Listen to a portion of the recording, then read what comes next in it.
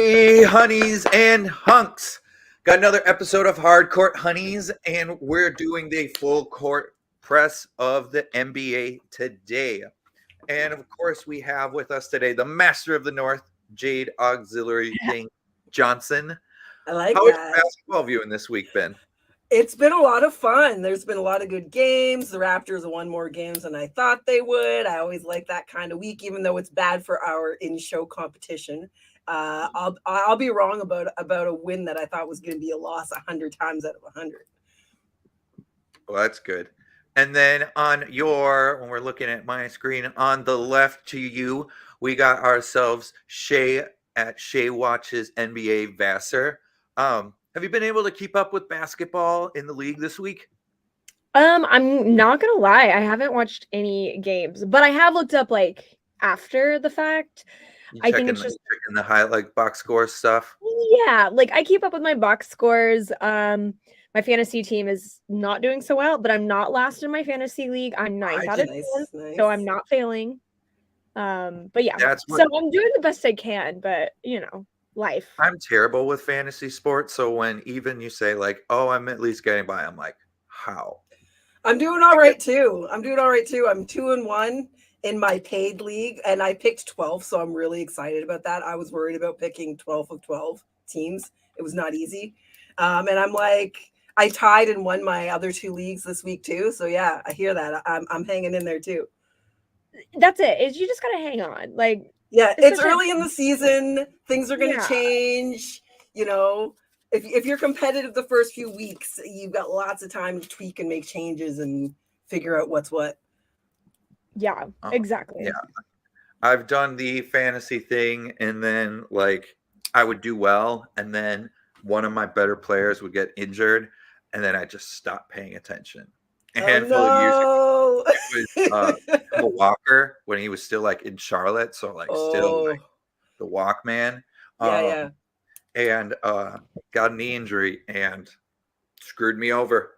I just stopped paying attention after that because I was he was one of my top point getter, fantasy point getters, and I was well, I'm screwed there. He's out for 4 months, and by that point, that's the challenge of fantasy sports, right? And then of course. This is Charlotte Hornets, so they're also not getting to the playoffs. So I'm not even getting anything from that too. So, yeah. But before we go in, though, don't forget to follow us on Facebook and YouTube at Hardcourt Honeys, and then on Instagram at one word at Hardcourt Honeys, and then on Twitter, HC Honeys. And also look for everywhere right now where you can find your favorite podcasts. Do we have a new person with the show? A new creature? He came in for a second, but then he got bored. So he's just the life of a cat, man. Exactly. Oh, Parker. What? Parker, I was just thinking about you. What? Yeah, where'd that go? Oh. For those new to the Hardcourt Honeys, Parker was one of our main mans when we first started up. Old friend of the show. Met him through another site years ago. What was it, 4 years ago? I hope you stick around for us to talk about Harden, Parker. Oh, yeah. Right? Oh, yeah. Oh, yeah. We will. That's actually the first thing we're talking about is Harden. And then that will also then lead to Houston. So I'm just gonna say what we're getting into this week. So Clippers, they have dove very, very headfirst into the deep end, bad. But then you got Houston though. This is out of nowhere. They're playing like a well-oiled machine. And then Denver, what are their expectations now with Murray gone? Yes, you are still a contending team, but where are they going to be sitting once he comes back? And then when we're going to the East Coast, Sixers, ever since the trade, it's nothing has happened. They're just better than they were before. Bucks, they're going the complete opposite side. Once again, what are they doing? And then just today, Bleacher Report reported Zach LaVine and the Bulls, they are both open for trades. So Chicago in general, where are we going? So let's get into it. So Clippers right now are 0-5 in the new Harden era. is it still early enough in the season to fix things, Jade, or is there just way too much stuff to fix that it's just not going to be good enough in time? I mean, it's early in the season still. Like, we're only starting week 4 right now. So like, yes, I think objectively it's early enough. Do I think the Clippers are going to do it? That's a different question. Not so much. That Shay, do you see them figuring out stuff? Because I mean, you are a person that you had Harden on your squad, so you know the drama that can come with a Harden can come. I think you mean always comes. Always comes, like since the beginning of him being in the league. I think my fear is just that, like, the experiment already wasn't fully working with, you know, Paul George, Kawhi, and Russell. Like, they still were figuring out how the three of them. So to add a fourth, especially a fourth that's as chaotic as Harden, just felt really random. And I don't know how I feel about it. Well, and the Clippers have been trying to do this. Let's add a star for how many seasons in a row now have they been doing this? Right. And not getting anywhere. Like, just not. They need to get into their new arena outside of LA so that they can stop feeling like they have to compete with the Lakers all the time. They're not the little brother. Yes, they need their own space, their own space where they can be like, fine, we have our fan base. We're not competing with the Lakers for a fan base anymore. We can rebuild, and it's okay that we are rebuilding. Like, we can just embrace this process. Exactly. So obviously, yes, a lot of it's on, excuse me, James Harden, but you have superstars that should already know how to blend in together. So Shay, how much does this also go, like, say, on Kawhi, Paul George, or Russell Westbrook to make sure James Harden can fit through it? I mean, I think it's any part of being on a team. You have to try to help people adapt in. I think what the issue with Harden is he comes into a team and thinks that they're going to adjust around him. But in this situation, yeah, like, he's not right. Like, he's like, I am the system. No. Especially when you're going into this team that has like 3 other dudes that are better than you. 2 of whom have been there for a hot minute now. No, yeah, right. Exactly. And they know that they have the criticism because of the injuries and stuff like that. So they want to get the credit. They gotta figure stuff out with it. Yep. But speaking of just Harden and different teams that he's been a part of, let's look into a positive side. And we already had Parker put it up there with about with Dylan Brooks and Freddie Van Vliet.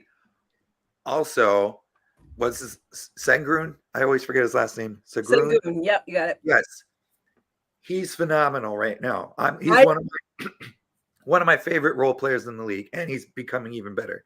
I reached for him in 2 of my leagues. I got him in 1, and he is paying off big for me. Since Jade, since he's already on your team, where did this all come from Houston? So here's the thing, and I say this every time a new roster clicks immediately. I don't trust it yet. We saw this happen with Utah 2 seasons ago, where they came out with this really hot start. They had all these wins, and they still ended up the season like middle to end of the pack, if I remember correctly. So, like, for me in basketball, learning to be a team is a process that takes time, unless you get really lucky and all the pieces just fit together magically. Now, I think it's too early to say with Houston which one of those things is happening right now, whether it's just that kind of fluky lightning in a bottle, is it going to hold out thing. I think we need 20 more games before I'm willing to say, okay, Houston's got something. And they're going to go this is not a sustainable pace for any team for an entire season. So there is going to be a losing streak. The question is, how do they come back from that? I'm not willing to pass judgment until that happens. I personally think that some of these other teams that are having issues at the beginning of the season, it's in my personal opinion, it's better to get this out at the beginning of the season. Agreed. Yes. Than what Houston's going through right now is kind of the opposite, where they're like, okay, well, we know that that's not like a longevity thing. We know that they're not going to be able to withstand this. In the same way where it's like we look at the Bucks and maybe some of, they're not meshing in the same way as well. But like we expect that. I don't expect the Bucks. I mean, I expect the Bucks to be good and fun to watch, but I don't expect them to be at their best potential until after the All-Star break because they're figuring out their new stuff. So it is kind of funny that there is always going to be a team with all these other like great contenders that we are probably going to see in the playoffs. There's always going to be a team that's like, oh, we're going to do our good stuff now. Because why not? I just don't think it's going to last, though.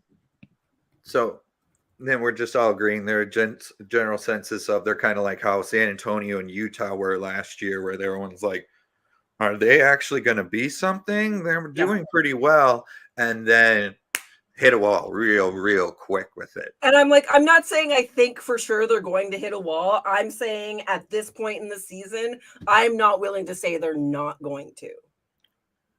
I think they'll definitely start to cool down because like Jade, you were trying to mess with me in our group chat with Dylan Brooks shooting 60, 60, 90. And then I'm like, well, this has got to end. Like physically, yes. If he had this kind of season, then it would be the greatest shooting season of all time. That's not. And I mean, but I mean, he is rolling that over from playing international basketball in the summer for Canada. Oh no, yes, it's a little bit different sometimes when it starts in the off season in real competition and then comes, that's what happened with Lauri Markkanen. Lauri Markkanen was unlocked playing for Finland the previous off season, not this past one, the one before. And that has continued. He's another one of the guys I've got on my fantasy rosters. He's one of my top 3 performances in my matchup, not just on my team, but in the matchup every week so far. He's been one of my top performers. So like, it's hard to say which way it's going to go.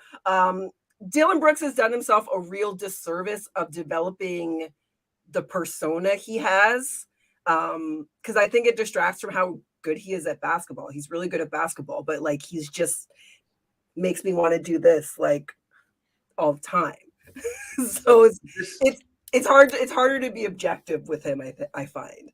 Since they're such a young team, do you think that his antics are going to sometimes eventually kind of get to the team a little bit because they don't know how to handle it?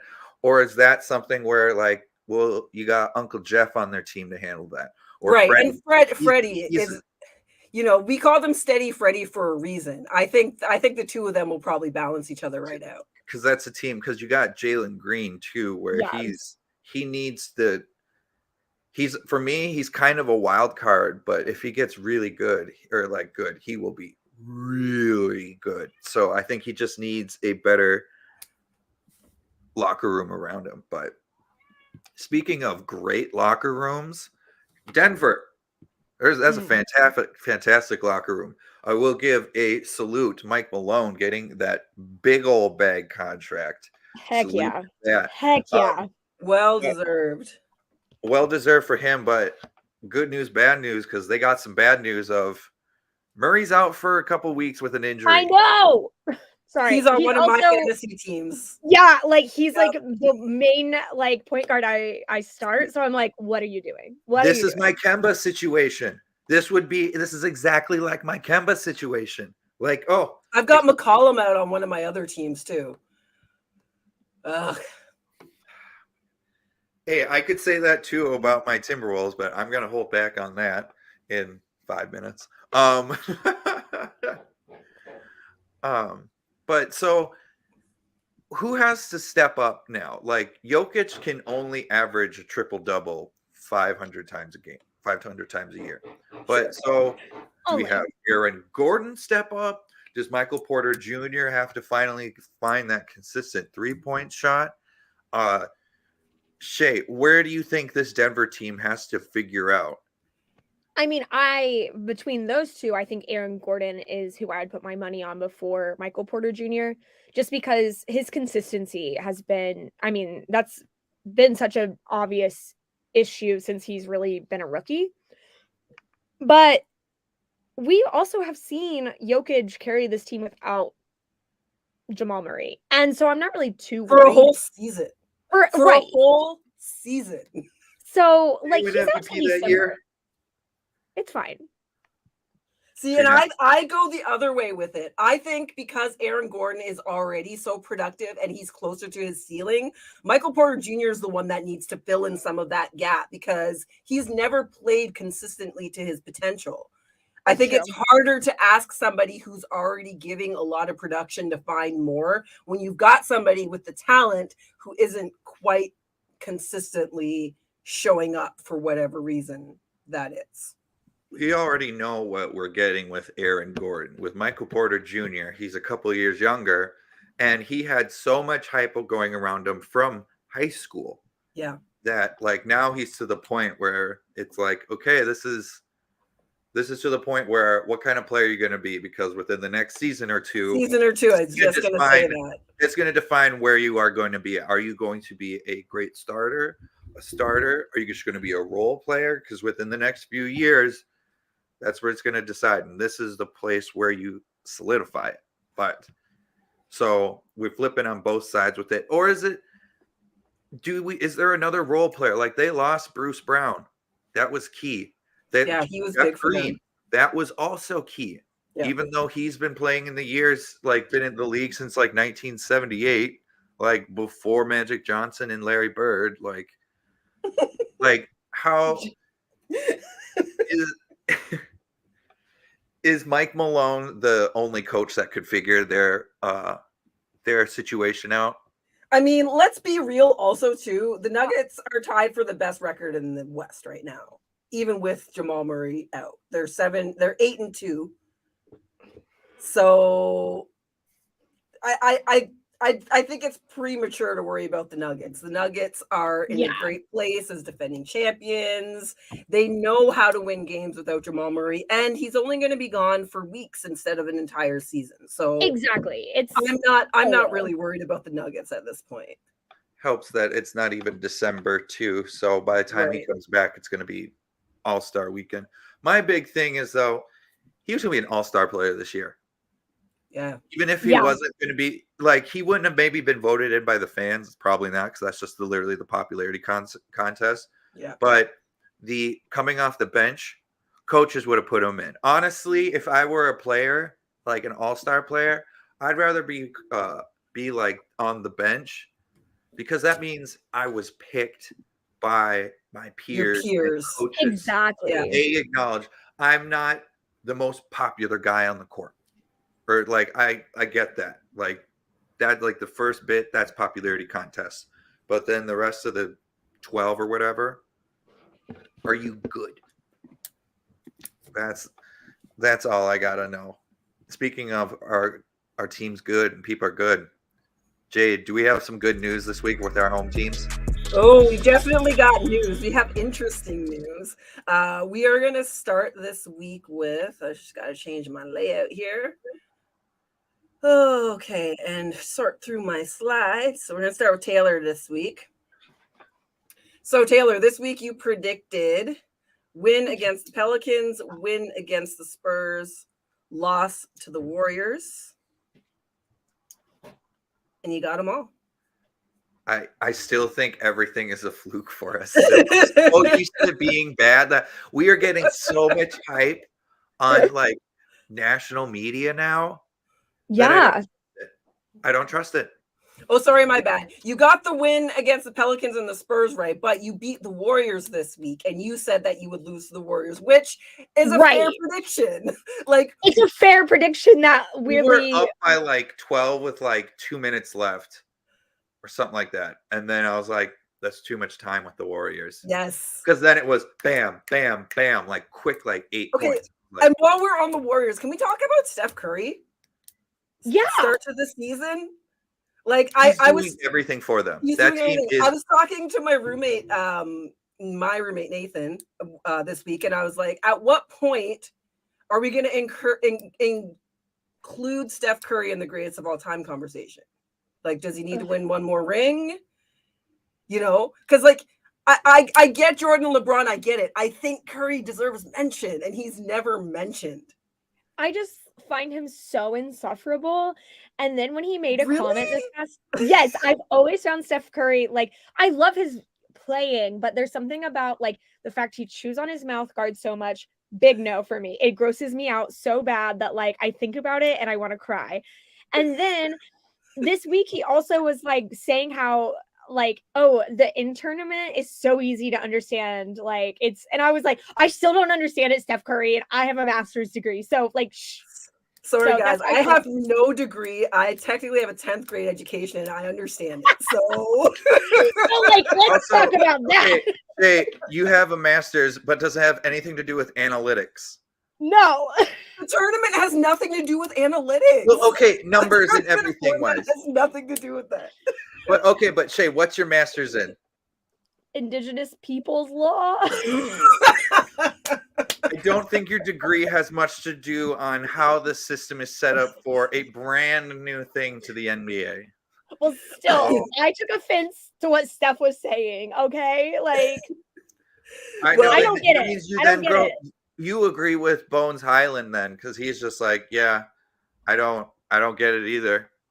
Mouth guards, like, it is like he chomps on it and then he like throws his free throws. And I'm like, how are you doing that at the same time? It's so because he's that good is the answer. He's built differently. He's built different. He's built differently. All right, and I say that as someone who had to wear a mouth guard when I played rugby. So like I know that it's awkward. What do you do with it when you're not just like anyway? All right, we're gonna go on to my Raptors for the week. I also went 2-1 in my predictions. Again, we beat the Mavericks. Did not see that coming. It was fantastic. Lost to the Celtics. Definitely saw that coming and beat the Wizards last night, but had to mount a ridiculous 23-point comeback. We were down 23 points in the third quarter. Oh my god! To come back and win that game. The other podcast I used to be on, Raptors Queens, I had to call them out because they compared Kyle Kuzma to Kobe on their timeline this week. And I was like, ladies, you know I love you, but you cannot put Kyle Kuzma. What was the comparison? They said that Kyle Kuzma was playing like the second coming of Kobe, and I'm just like, what? Is that a troll? That's got to be a troll comment. I don't know. They didn't reply to me. I was hoping I was going to get some action on that. That has to be a troll comment because goddamn. So that takes my record of predictions to the season to 4-9. So I'm 444. Taylor's 333. Here's the big story, Shay. I know. Do you know what your record is? I don't remember. You're perfect. 3 weeks in a row. Still? Yes. Oh. So I'm pretty sure I will be betting on the Nets to win or lose this week based on Shay's predictions. Because like 3 weeks in a row. What's going on, crazy. Shay? I don't know. I mean, obviously, I don't have a master's degree that helps me with my analytics. So, but apparently, you got them down. One thing that I will say though is, I'm glad I'm wrong with these numbers because that means my team is doing well right now. Because I am not giving my team the benefit of the doubt right now. I'm like, no, we're still gonna blow it in the third, so we're gonna lose. So yeah, I'm just done with it. Even if they come, like we'll be up 22, but even if they get to 16, I get worried and I'll change the channel. Well, I mean, and 16 it's different. Like when I was growing up watching basketball, if you were up 16 points at the beginning of the fourth, there's a good chance that game was over. Right. And that's not how it works anymore. 16 points in with 3 minutes left in the game. I still don't like it. No matter how well we've been doing that game, I can't. I've been a fan too long. All right, so let's review where we are in our win total predictions for the season. So Taylor, you predicted 46 wins for the Timberwolves. You would now have 7, so you're 15% of the way to your win total for the season. Pretty good after only 3 weeks, I would say, to be that far along. I think that bodes well for the Timberwolves to get 46 wins this season. People are saying we're going to get 50 wins, and I'm like, okay. Let's back it up. Let's slow down this season. But again, like you guys have Cat and Gobert are starting to put it together, and Ant is an emerging superstar. So like some of the pieces are there for you guys to really do some damage this season. Gobert is first for defensive player of the year right now. Mike Conley has had one turnover this year, and it was in the first 43 seconds in the first game. And ever since then, he hasn't had another one. I think he's had like 190 some assists to 0 turnovers.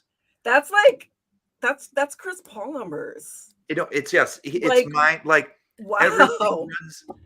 Rudy Gobert can finally catch the ball. Like that was a big thing. He's leading the league in reboundings or something like that. He's getting 2 blocks a game.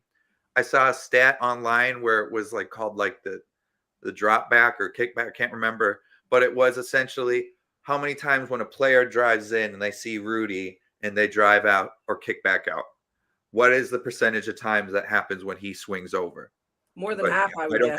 I don't gotta go into that. That would take me so long. I go down another road. So all right, so we'll go on to my Raptors. Yeah. I predicted 43 wins. I got 5, 11.6%. And then Shay predicted 42 wins. She also has 5. So we're at 11.9. Shay and I are neck and neck. So let's go on to what is coming up this week for us. So you are at the Warriors tonight for an in-season tournament game.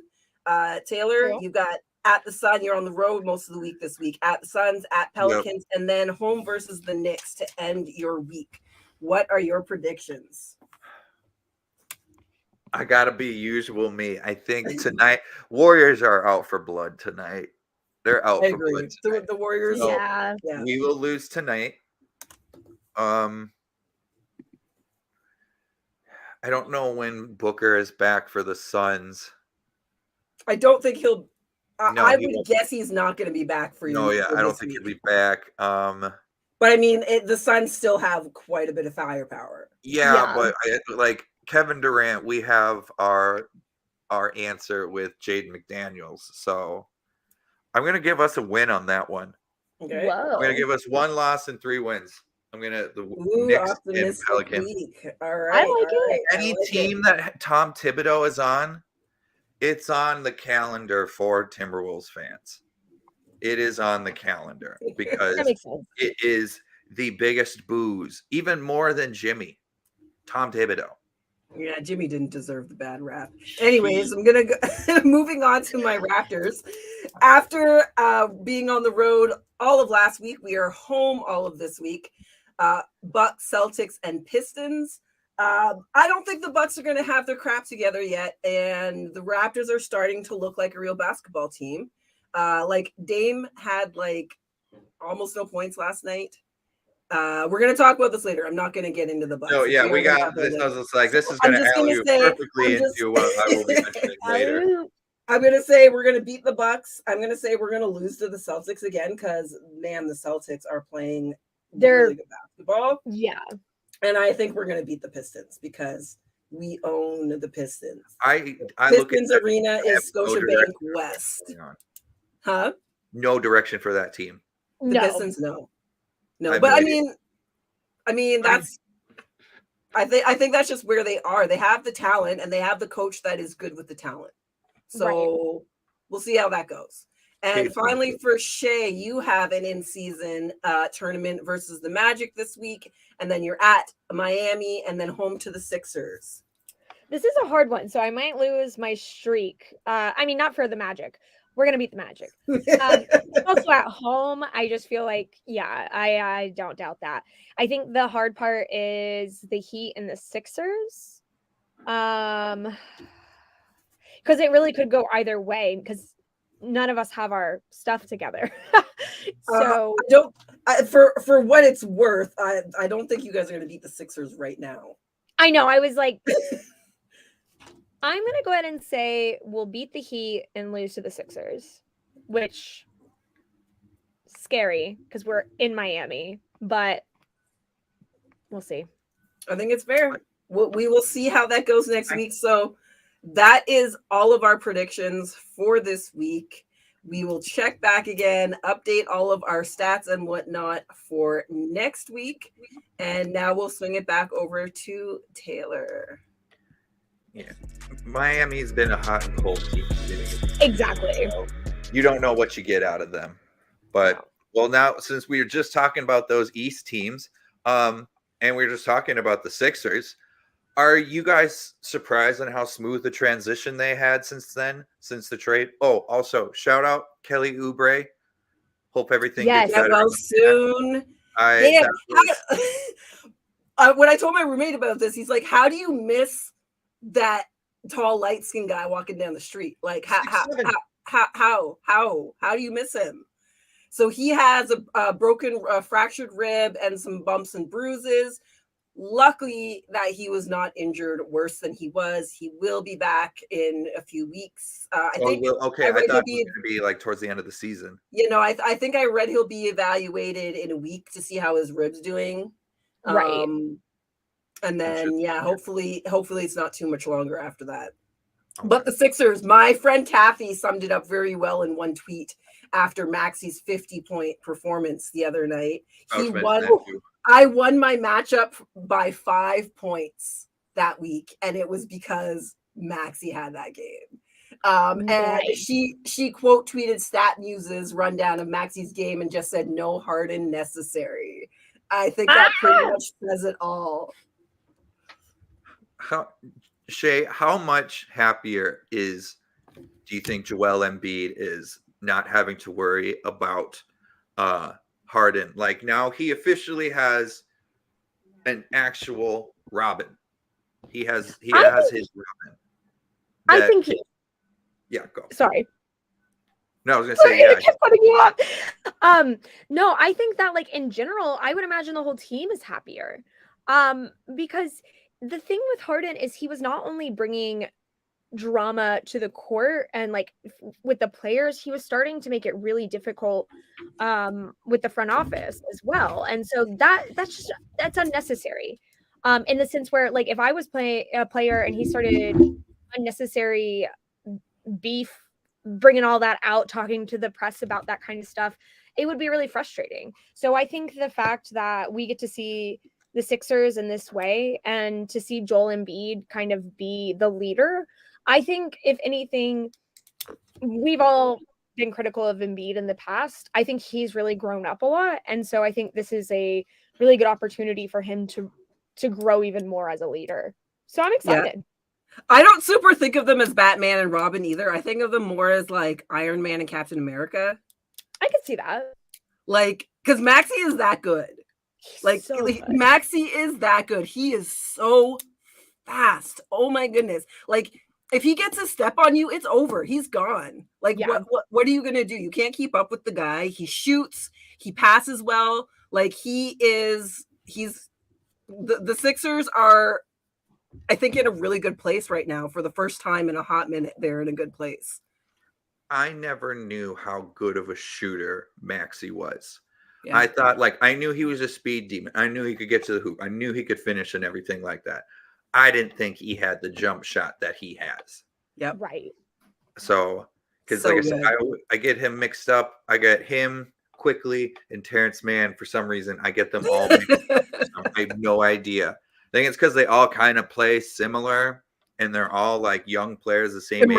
Teams are like, no, you're not touching this player. Like, we have a lot of tradable pieces. Not this one. Touching this player. Yep. And that's what those three players are. But so the Bucks have not been having a smooth transition with their big player trade. It was to a point. Giannis has 54 points the other night. 54. And they still lose. So for the Bucks, when does the frustration really start in? Should it be starting right now, or should it be a little bit more down the road for them to actually start worrying, Jade? So my concern for the Bucks right now is Giannis's performance in losses compared to wins. So this is from StatMuse. In losses, he's averaging 32.8 points. He's shooting 67% from the field and 71% from the free throw line, which for Giannis is quite high. Oh my God, dangerous. But that's in losses. In wins, he's only scoring 25.8 points a game. He's only shooting 51% from the field and 58% from the free throw line. Mm-hmm. So I saw that in StatMuse and I retweeted and I said, well, there's your problem. Yeah. You can't. So whether it's the matter of Giannis is not stepping up in the right games, or the team is being outplayed and nobody else is stepping up in their losses. And we know that Dame hasn't quite found his footing, which makes a lot of sense to me. He's never played with a player of Giannis's caliber in his entire career. He has been used to being the guy his whole career in Portland. That's all he's ever done. So I'm not super worried about them yet. The one thing I will add is they are also with a new head coach and a first-time head coach. Yeah. So who's their coach again? Adrian Griffin. That's right. That's right. So I'm a little bit concerned that the Bucks front office has made the mistake of changing too much all at the same time. With bringing in that new superstar and somebody of Dame's caliber, somebody who's demands the kind of touches that Dame demands, and a new head coach and a first-time NBA head coach. I'm concerned that those three things are too much uncertainty, too many new things all at the same time. I think because Giannis and Dame both have such great basketball IQs, I think there's a good chance they do figure it out. The question is, do they figure it out in time for them to be rolling in the playoffs? If they can be rolling when it gets to playoff time, whatever the record ends up being, as long as they make that top 6, if they have figured it out by then, the Bucks are still going to be a problem. But it's a matter of, are they going to get it figured out? Because it also comes down to what's the rest of the team doing? Yeah. Chris Middleton. Right. What do you Brooke Lopez? Yeah. I'd have to look. Bobby Portis has had some good games, but those other. I was about to say, I know Bobby. Bobby has had he has continued his play from last season. Also from at least it was limited time, but the time he had with Team USA. Every player that we've talked about that has been doing really well, they have like a common theme. They played during the summer. Like they all did. Like every player that has made like jumps this year with stuff. Yes. Previous year too. They would play it. I think that it kind of all started with, like we mentioned, Lauri Markkanen. Like after we saw him do that, and then he comes back, and you're like, oh, that's how you use him. This is what the Chicago Bears, Chicago Bulls were thinking about when they traded Jimmy for him. Right. Okay, I'm just going to jump in for a second, Taylor, because there's news about your matchup tonight. Steph Curry is not playing. Do you still want to call the loss? Nope, we got to win. No one else on that team right now is doing much. No, is doing anything. Clay is not doing his best. He seemed a little bit ego-driven now. Huh. I mean, I think you go that many years not getting the respect you deserve, it's bound to happen eventually. But he's also not doing too hot. So, like, is it me or is he riding too much on ego and his history now instead of what he's doing on the court? I'm not worried about Clay. Clay will once Clay locks in, he's in. Like, it only takes one game for Clay to get back on track, and that's it for the rest of the season. All right. I'm just curious because I see more of him going like this than him actually going like this. Just saying. Do you think that Clay, it's time for a new team for Clay though? I think this dynasty's done. I think so too. And dynasties are done for the time being in the NBA. True. I don't see that happening because like we're gonna talk about the rest of the NBA. We're gonna talk about the tournaments, but like we've already got 2 teams in the East playing really well that nobody saw coming in the Pacers and the Rockets. Right, you've already got the Mavs off to a hot start that nobody suggested. Like the NBA landscape has changed, and I think we're going to continue to have every year teams that nobody saw coming, which makes it an incredible time to be an NBA fan. I think they've now found the balance between still like being too buddy and hating each other completely on the court. I think they've now formed the connection of, I don't want to play with you, but we're still friends. Yes. Because maybe at one point, even maybe if it was like in high school, we were on a team together and we were like this. But and they're so competitive also, they still want to beat each other. Well, yeah, exactly. Like now, once we get into this 94 feet hardwood, I hope I cross you over. I hope you fall down when I pull up on a jump shot. I hope I block the living daylights out of you. Because then you can hang it over their head. It's like how a pickup ball game goes. So it should go at least, but whatever. Other teams that were the other East team I thought we should probably get into just because just the news today with Levine and Chicago. Where are they at right now? Because also Lonzo's done potentially his entire career. Crossing fingers that's not happened. DeMar DeRozan's not getting any younger. Levine is wasting his prime in Chicago. Wasting. They just signed Vucevic to a big contract to where he is at in his point. Like the size of the contract maybe works for a season that he's worth that contract, but by the time that contract's done, that's a lot of money for him. Yeah. The Bulls seem to be another one of those teams that don't super know what they're doing, because if you're willing to part with Levine, to me that says it's time to rebuild. But how are you going to rebuild with Vucevic on that, what's it, 3 or 4 years on that huge contract? Like that hamstrings your ability to properly rebuild. So once again, the Bulls are sitting in like development limbo. And like what are you doing? Or pick a direction, because it just seems like they're always not quite sure which way they're going, and they're trying to keep their foot on both sides of the fence all the time. I also just don't think that they have the coaching for a rebuild. That's literally why, OKC ended up getting rid of Billy Donovan too, is because he doesn't really have that experience in the same way. So I don't really understand what's going on in Chicago. Because also, then how quickly then do you get rid of DeMar DeRozan? Right. That's I don't know. If you're if you're gonna let go of Levine, I think you let DeMar move on too. That's what I. But again, you're still stuck with Vuce as like your franchise guy for the next 40 years. So it's like they've got it feels like they backed themselves a bit into a corner.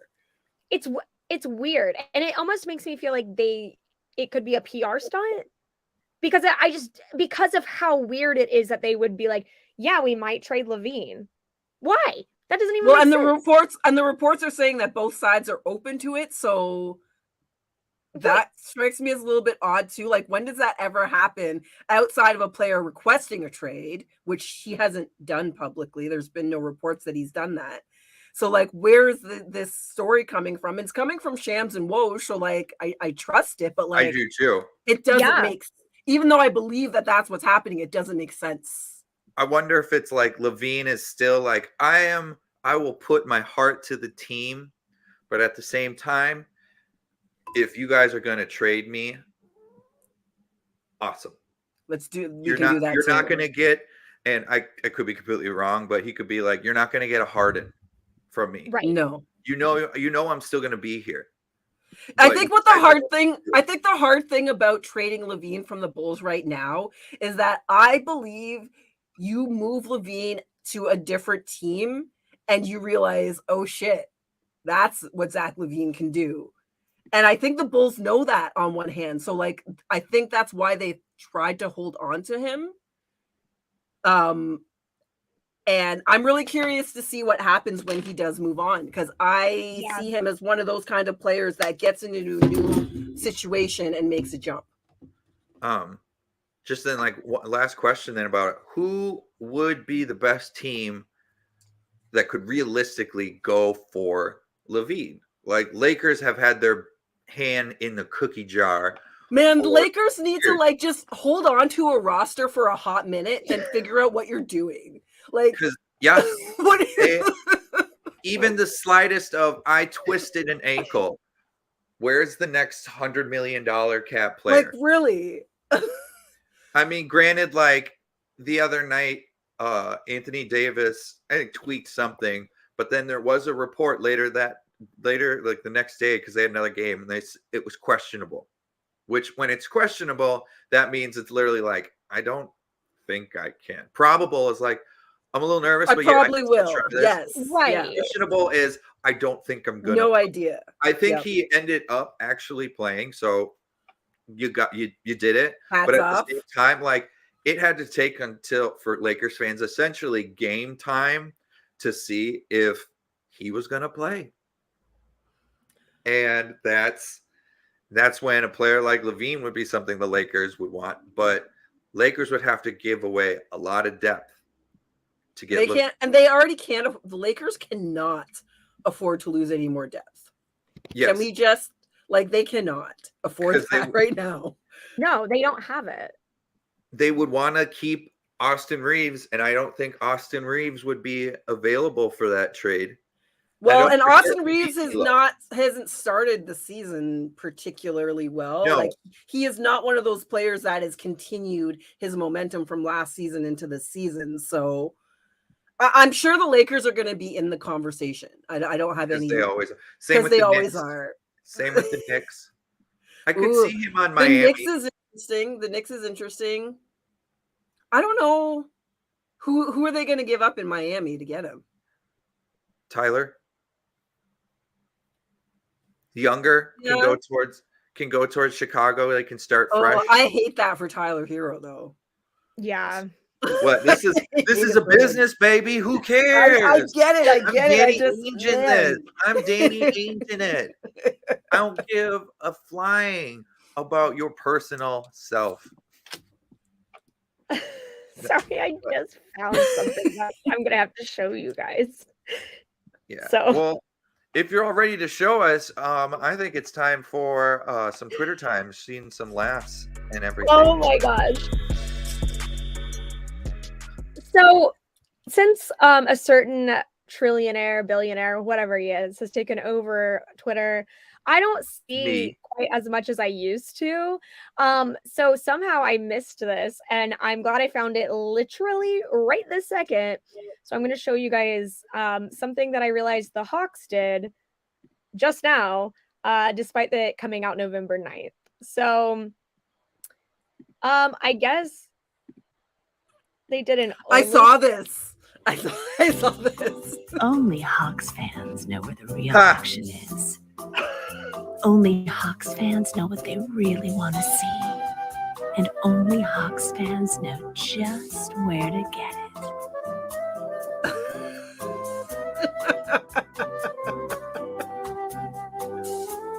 The all-new NBA in-season tournament. Join in and wake up your wild side. Hot 5-on-5 action. I'm just like, they should have made it like at one point, like when they had like that yellow string or rope, they should have had like just like a pair of handcuffs right next. Right. I mean, like, that's pretty. How did this get approved? That's pretty. There's nothing in it. I know, but it's just like so there's going to be a kid that's going to accidentally it is the definition. Typing it in. It's the definition of risque. That's the best part. It was like, admin, I'm at work, and then there's like,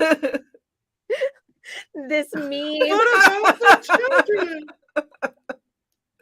Man, your kids have seen worse than that on their iPads and of course they have.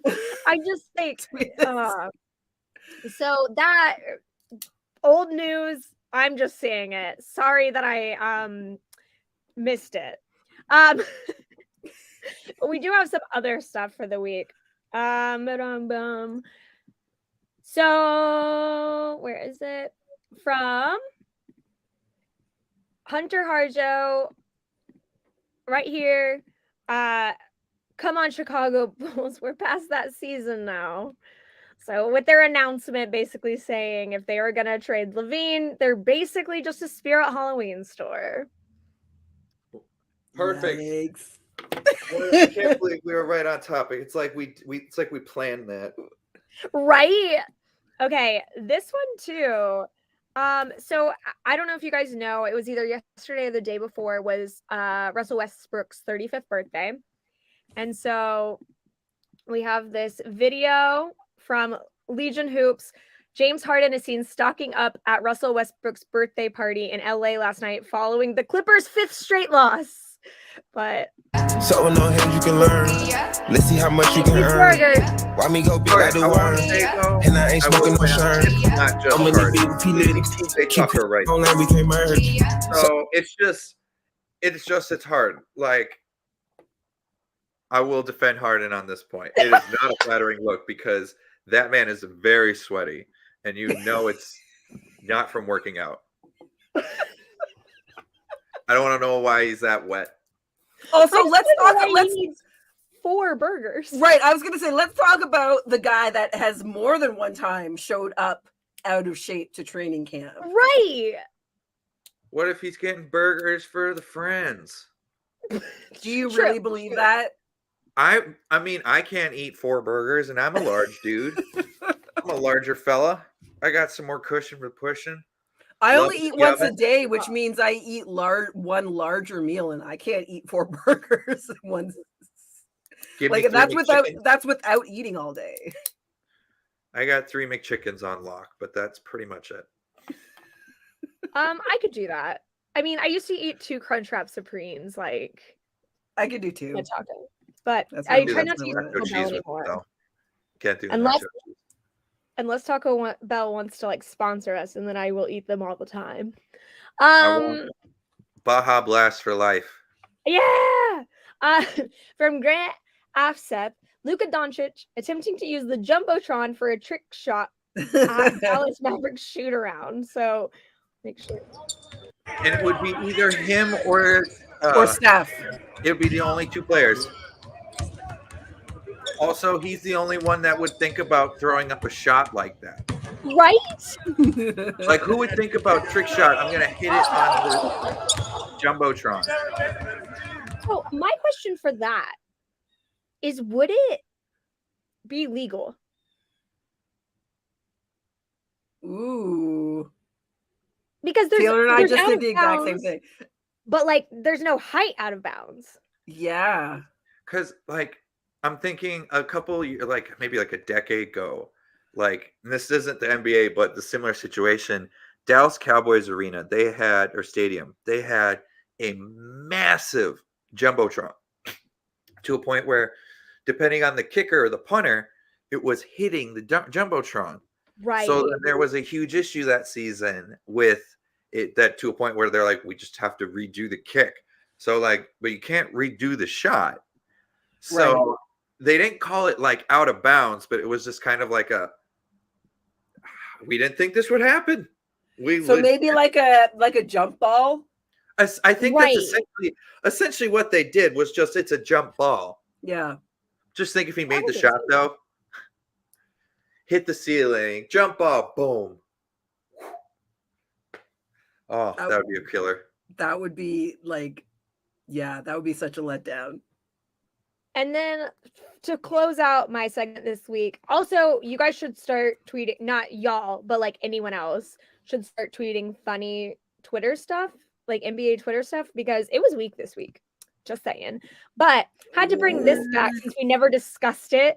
Michael Malone just became the highest paid head coach. So from Tony Calvin, Mike Malone was the legend of the Nuggets parade. And he had on this shirt that said, "Put this in your pipe and smoke it," which was a callback to after the Lakers won the first game, and I believe it was the finals. He basically was like, "Oh, so that's the narrative now, is that the Lakers are going to find a way to beat us. Well, we're just going to put that in our pipe and smoke it." And so I love that. Like, he was the rowdiest at the parade. Like, he was wasted. He's smoking a cigar. J.R. Smith shirtless.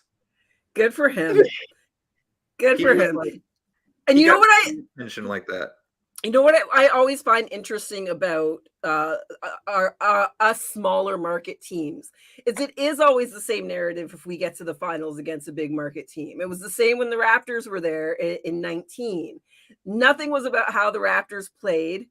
It was all about how, well, here's how the Sixers are going to beat them. Here's how the Bucks are going to beat them. Here's how the Warriors are going to beat them. There's never any balance between the small market teams and the bigger market teams, which I think is going to have to begin to change too as we continue to see the NBA smaller market teams step up, which has been happening for 3 seasons in a row now. We've had smaller market teams stepping up to be harder to beat, more talented. There's more talented in the league right now, I think, than there's ever been in my lifetime. There are really good players, more than one, on like every team in the league right now. Yeah, and if they're going to expand into other smaller market, that narrative has to change, you know. It has to. Yeah, it's just it's irritating. I prefer the smaller market teams, and I know you can argue that Brooklyn is not a smaller market team, but it is because we are competing with the Knicks. I agree. So I will say on the picture here, have you guys ever heard of the rap group from the 90s, House of Pain? They did the song Jump Around. Yeah. He looks like the rapper in it, Everlast, one of the rappers. He looks like current day Everlast. So if you guys, oh my god, I googled a picture too, and it is like pretty. Google. Make sure we tweet. Make sure we tweet those together. Oh yeah, because no, I will. I'm keeping this right away. up. Legitimately, right away. I'm like, why do you have a picture of Everlast in front of me? And I was like, unless he's in Celtics gear because they're from Boston, there's no reason why he should be wearing this stuff right now. That is so good. That's hilarious. So confused with it. He should start rapping, Mike Malone. He'd just be trash talk. He'd be just putting diss tracks out. But that's what I want. He'd be doing. That's what you come for. Right. He'd be the hardest guy on the field. All right. Well, sadly, I have to take this picture down, but I think we should all get it tattooed on us because that's okay, because then you can just go look at a picture on Everlast and you'll find it. You'll still be able to see, being like, oh yeah, there we go. That makes sense. All right. Well, last thing I'm going to talk about today is just overall the NBA. This tournament that's going on, this in-season tournament that I'm kind of getting finally. Jade, I guess, is better than everybody and understands it. And Jade is what the word tourney means. I'm going to go with you, Jade, because you got things going. Have you been actually entertained now with this in-season tournament idea? So I have to say that I have been. Half of it has been passing judgment on the terrible floors still. Some of them last week were better than the week before, but like, yikes. But the bigger thing is, and I'm starting to understand why the NBA wanted to do this because of something JJ Redick said on one of the broadcasts he was on. It's about competition. It's about these guys who you give them an extra thing to compete for and they're going to compete. It doesn't matter if it's inconsequential to the season record or any of those other things. It's dangling another carrot. And because basketball players and athletes in general are so freaking competitive, that's why we're getting such good games out of it. So I'm being turned in favor of the in-season tournament. I'm going to see how the games are tonight because it is another tournament night tonight. It is a big roster of games. All of the games tonight are tournament games. So it should be a fun evening of basketball tonight for sure. But yeah, it's especially tonight too. You've got Chet Holmgren and Wemby are matching up tonight. Yes. I'm very excited to watch that game. I feel bad for Chet. And this isn't even me being a hometown boy with him because he literally grew up like 5 cities away from me. If he would have played last year, he would have been Rookie of the Year. He would have been Rookie of the Year. Yeah. Like Paolo, he did great, but it was kind of meh. Like Chet Holmgren is like going to be like Defensive Player of the Year. The way he goes up, I've never seen, or there's very few players that I see go up straight like that for a block and get the block just because they keep their hands up. Wemby's the exact same way. Wemby, I was gonna say the exact same. He's blocking 3 points. Wemby's blocking 3-point shots like regularly. This isn't like a once in a while thing. Well, and that, so speaking of the blocks, so I was looking this online because when I saw Rudy's up first for Defensive Player of the Year, I was like, okay, who's getting the most blocks? Wemby's 1, and then Chet's 2, or his third one with it, and he's just almost getting a shade under 2.5 per game. Then I was looking at blocks and past histories where there's players that are getting like 4 blocks a game. And then I realized, then it made me think, well, there's so much more 3-point shooting. So I feel like blocks per game, is that even a useful idea? Because there's not as many people going to the rim to shoot the hoops. In like, say, the 90s, everything is right by the hoop. Yeah. In the 80s, everything's right by the hoop. So like, yeah, you're going to get a lot of blocks. See, I don't think the NBA tracks enough defensive stats. I would like to see them track charges taken and deflections. And see, that's when along with blocks and steals, because then you get a clearer picture of how good a defensive player is. Blocks and steals by itself isn't enough. It's not enough. We need more defensive stats so that we can get a better picture of who's really doing all the work. Deflections are freaking important. I don't understand why we don't track them. They're really important. I was just about to say, like, those ones are also pretty easy to track too. Right. And just because, like, say, like with MVP, well, like, you points, rebounds, assists, like, granted, you also throw the defense, but there's so much more offensive things that they can take in consideration with. Right. With defense, that's why usually it's like always the big man who wins the defensive player of the year. So it was just a thought, because then I was looking at, like, we were looking Wemby and Chet going tonight. Those are 2 players that will be MVP and defensive player of the year nominees for the next decade. As long as they stay healthy. But Shay, I've been just chatting up. How have you liked the in-season tournament so far? Oh, I haven't really paid attention to it. Paid attention to it. Well, I know that the Nets started tonight, which again, it's against Orlando at home. I don't think our court's that bad, but also our colors are literally gray, white, and black, so I feel like it's really hard to mess that up. So yeah, I mean, ultimately, I'm okay with it. Like, I just feel like it just complicates things in my brain, but like, I guess I'm the only one now. Like, everyone else has figured it out, so I'm okay being complicated. That's fine. And that's that. Well, I will say I was wrong about the tournament idea for the most part. I still see it primarily because of also, like, with the jerseys and the court, it is still a cash grab. But at the same time, JJ was right. Players are always right when it comes to talking about the players. Yep. Just like JJ said the exact same thing for the All-Star game. So when we come closer to that time period, I will be bringing back to, if listeners want to kind of know where I'm coming from, listen to Old Man in the 3, JJ Redick's podcast. He has a sit down with Silver. Listen to that. You'll get a little bit of a taste of what I haven't planned for that one, but check that for future points. But all right, so today we got really into it, West. We're talking about teams that are doing real great with Houston, if they're going to stay the same. Denver, how are they going to react with having their star player out? Clippers, are they ever going to get that good with Harden with it? And then opposite side of the Harden stuff, Sixers, they're doing great. Bucks still got to figure their things out. And Chicago, who knows? Who knows? Sadly, they're the new purgatory team, I feel like, in the NBA. Yeah. I honestly think that. And I can say that because the Wolves were a purgatory team for a very long time too. We're bad or purgatory, regardless. Okay, so on that note, I think now it's time for me to fast break question of the week. Where a fast break is where I have 3 questions that Shane and Jade have zero knowledge of, and I am here to try to stump them. And I know for sure there's one that they won't guess. Thanks. Won't guess. Okay, but this one. All right, so this is for players that have played over 21 years. Which of the players had averaged most on year 21?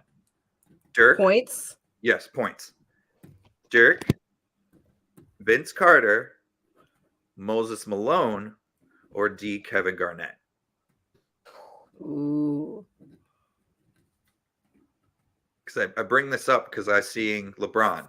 He's getting 24 a game in year 21. Yeah. So I wanted to put his name. I was like, I can't put his name in there because that's dumb. It's too soon. It's too soon. It's obvious. Obviously, it's I'm gonna go with my rule of when you include Kevin Garnett, he's usually the answer. So I'm gonna go with Garnett. Shay. I'm gonna go with Dirk. Vince Carter. No. Garnett was actually like of those four, I think was the least. Really? I think he was like 3 point something a game. Well, now I got to reconsider my strategy. Exactly. My third question, or my second question: who played for more teams, Shaq or Vince Carter? Shay? Isn't it Vince Carter? I'm definitely saying Vince. Yeah. Correct. Vince 8, Shaq 6. Yeah, I was like, yeah. Although I don't know that I knew that Shaq played for 6 teams. I think I would have said 4 or 5. Shaq, I think I said in my you head can counted do 4. a color of the rainbow with Shaq jerseys.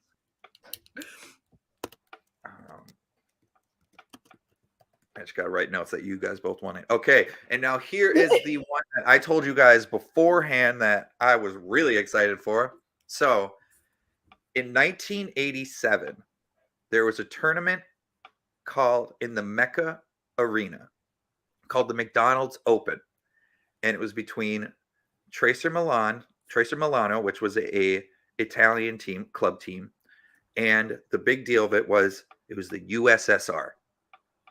Ooh. Which team, and this was the first time USSR had played against United States in the States.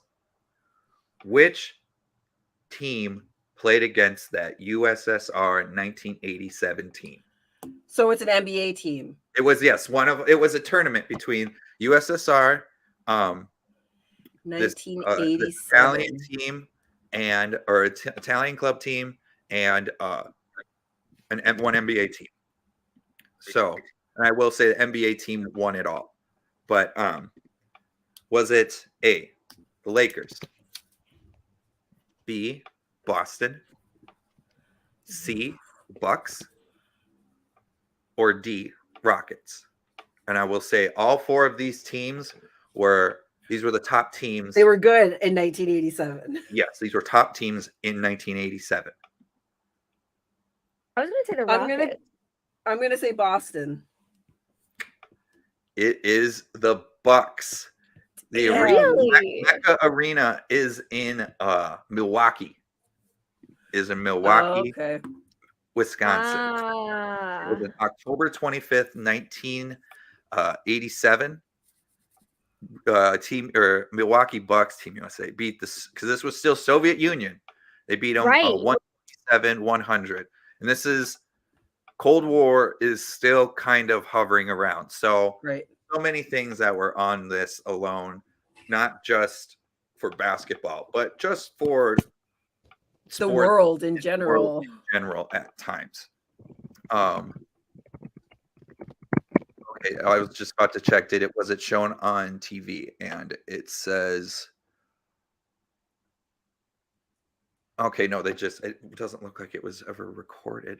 Or it wasn't televised. I might be missing it. But yeah, so the 1987 McDonald's Open, not to be confused with the McDonald's high school games, obviously. But yeah, so I'm very proud of that last one. Very proud on that last one. That is, even for me, I'm like, that is extremely obscure. Know that was a situation that happened. Well done. Well done. But also surprisingly at the time, I think there was 2 or 3 players from the Soviet Union that were at least 2 players that had been drafted. One had been playing, and one was Sabonis's dad, Arvydas. Okay, Arvydas Sabonis. He didn't play. Right. He didn't play though because he was with an injury. Jokic takes his entire playing style, especially passing and rebounding style, off of Sabonis. Makes sense. He is the original passing big man, I think, especially at least when it comes to international. But okay, anywho, off of that history lesson of the day for basketball, I think we've done a solid job with it. I think it's today, though. It is time to wrap it up. We've been doing this for a good time. I got to take a nap before I watch the Wolves tonight. Right. So, I'm going to try to get on a walk before it's dark here. Right? It's dark at like 5 o'clock. Yeah. Yep. It's been a lovely sunset now for us. So